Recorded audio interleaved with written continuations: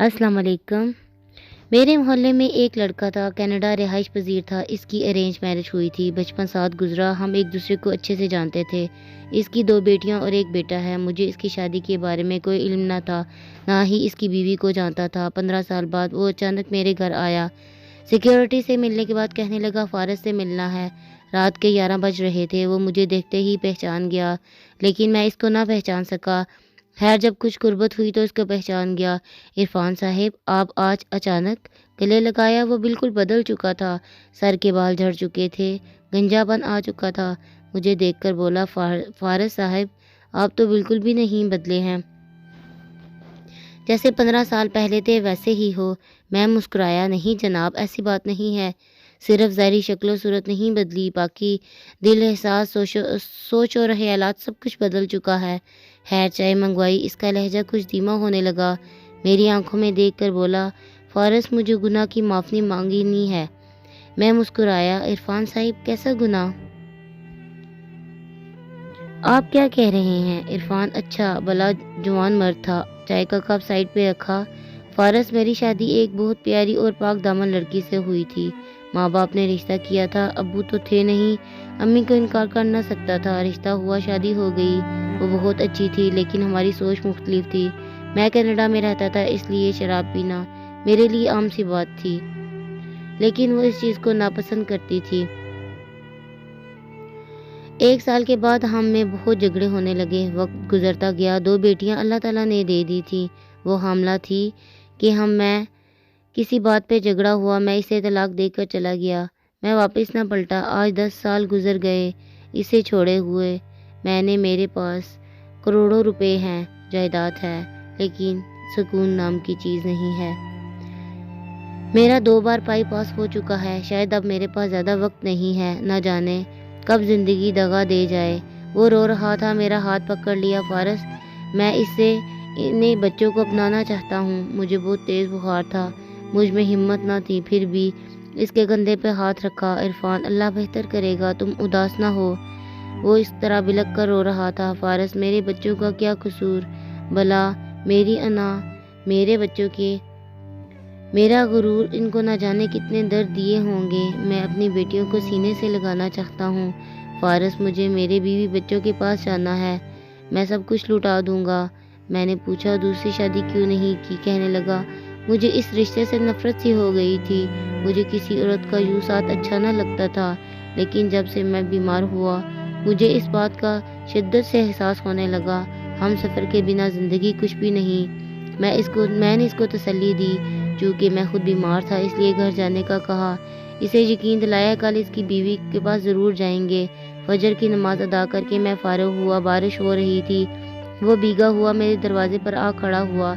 इसकी आंखें सुर्ख थीं, सूज चुकी थीं। यूँ लग रहा था कि वो रात भर नहीं सोया था। मुस्कुराते हुए आया। फारस, अब चलें? मैं मुस्कुराते हुए इसको बैठ जाने का कहा। नाश्ता मंगवाया। दोनों ने नाश्ता किया। मुझे कुछ काम था एनजीओ का, वो ख़त्म किया। 9 बज रहे थे और मेरी तरफ देख रहा था। कभी मोबाइल देखता, कभी घड़ी की जानिब देखता। मैंने इसकी बेचैनी समझ रहा था। वो अपनी कार लेकर आया था, इसके साथ ही चल दिया। वो बताने लगा, मेरी बड़ी बेटी का नाम शानज़े है। मुझे याद है इसकी प्यारी प्यारी सी आंखें। इसे मैंने गोद में उठाया था। मेरी छोटी बेटी आरज़ू, नन्ही सी कली, इसका रोना हंसना मेरे कानों में है। इसकी आवाज़ कांप रही थी, आंसू बह रहे थे। मेरे सामने बार बार हाथ जोड़ रहा था। फारस, मुझे मेरे बच्चों से मिलवा देना, मैं अपनी बीवी को मना लूँगा। मैं सोच में गुम था। हाय, गुस्से में किए गए फैसले जुदा तो कर देते हैं, लेकिन वक्त के साथ पछतावा ज़रूर रहता है। दिल में एक ठेस ज़रूर उठती है, काश जुदा ना हुए होते। थोड़ा सा झुक जाना क्या ही खूबसूरत अमल है। हम एक गांव में पहुंचे। इसने अपने ससुराल के घर के सामने गाड़ी रोकी। 10 साल बाद वो वहां लौटा था। फारस, ये है मेरी बीवी सज्जल का घर। दरवाजे पे दस्तक दी। कुछ लम्हे बाद एक छोटा लड़का बाहर आया। हमको देखकर खामोश खड़ा रहा। मैंने नाम पूछा, फिर पूछा, अपने पापा को भेजो। वो आहिस्ता से बोला, पापा नहीं है, मामा है। वो दौड़ता हुआ घर में गया। इतने में एक औरत बाहर आई। वो इरफान को देखते ही पहचान गई थी। तुम यहाँ? वो औरत इरफान की बीवी सज्जल की भाभी थी। عرفان رونے لگا، بھابھی سجل کہاں ہے؟ بھابھی غصہ کرنے لگی۔ میں نے سمجھایا پلیز غصہ نہ کرے۔ خیر مختصر یہ کہ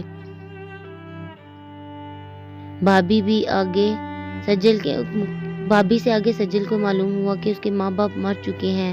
سجل کا بوجھ ہم نہیں اٹھا سکتے تھے۔ وہ دوسرے محلے میں کرائے کے گھر میں رہتی ہے۔ بچوں کے ساتھ ہم وہاں چل دیے۔ وہ کچا سا مکان، لکڑی کا دروازہ، گھر تو برائے نام تھا۔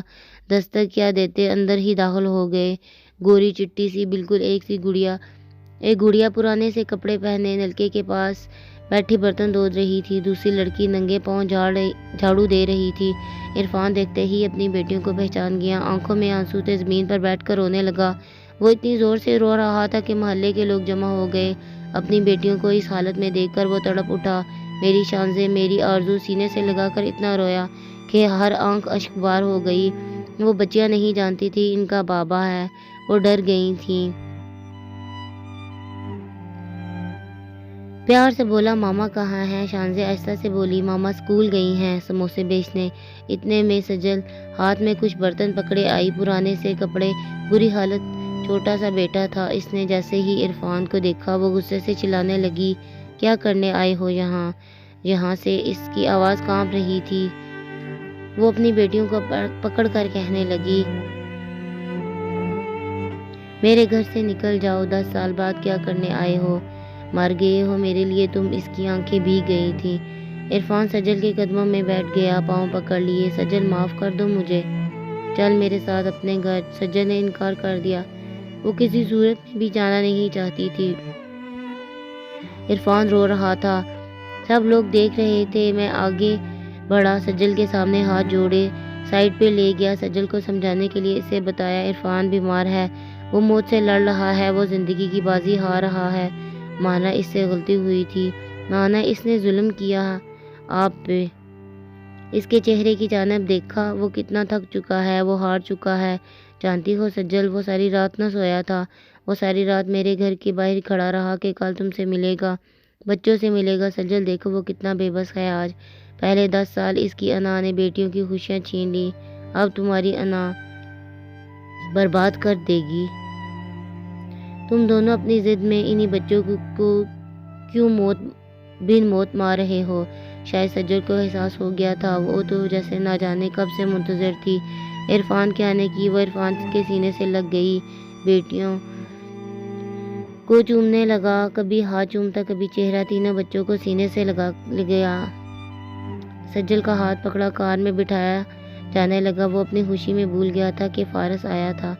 شکریہ اللہ، تم نے ان کو سمجھ عطا کی اور ایک کر دیا۔ کار تھوڑی دور ہو گئی، پھر رکی، واپس آئے۔ عرفان جلدی سے اتر کر آیا، فارس بھائی میں آپ کو بھول گیا۔ میں نے عرفان کے کندھے پر ہاتھ رکھا۔ عرفان جو اپنی بیوی بچوں کے ساتھ زندگی گزارو، خوش رہو، وہ لاکھوں دعائیں دے رہا تھا۔ سب بہت خوش تھے، بچے بار بار کار کو دیکھ رہے تھے، کبھی بابا کی طرف دیکھتے۔ فارس کی بات سمجھ کر میرے معاشرے کے لوگوں، میں تم لوگوں کے لیے کھلی کتابیں چھوڑ کر جا رہا ہوں، میں چیخ چیخ کر نصیحتیں کر رہا ہوں، میں سچی باتیں آپ کے دل کو صدقہ کر رہا ہوں، پلیز فارس کی کہی